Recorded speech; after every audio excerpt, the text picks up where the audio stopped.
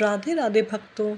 गणगौर व्रत की पौराणिक कथा के अनुसार एक समय किसी राजा के राज्य में जौ चने बोए गए और माली के धूप बोई गई।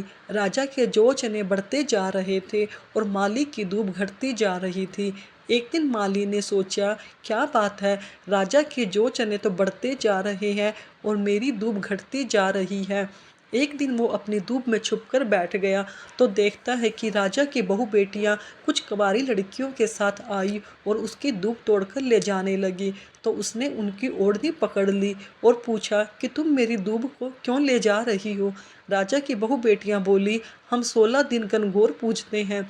16 दिन बाद जब हमारी गणगौर विदा होंगी तब हम तुम्हें अपनी पूजा का सारा सामान, हलवा, लापसी, घेवर, मिठाई आदि सारा पूजा पाटा दे जाएंगे। तब माली ने उनकी ओढ़नी छोड़ दी। 16 दिन पूरे होने पर माली अपनी माँ से बोला, माँ मैं डूंगर में पत्थर तोड़ने जा रहा हूँ। राजा की बहू बेटियाँ आए तो 16 दिन का पुजापा लेकर रख लेना। राजा की बहू बेटियां आई और माली की माँ को 16 दिन का पूजा पाटा देकर चली गई। बाहर से मालिन का बेटा आया तो बोला, माँ राजा की बहू बेटियां आई थी। उसकी माँ बोली, हाँ बेटा आई थी। वो आगे पूछने लगा कि क्या देकर गई है। मालिन बोली, बेटा वो बहुत सारा सामान देकर गई है, रसोई में रखा है। बेटे ने जब रसोई खोली तो उसमें रसोई नहीं खुली। बहुत कोशिश करने के बाद भी उससे दरवाज़ा नहीं खुला। तो उसने गुस्से में दरवाजे पर जोर से लात मारी।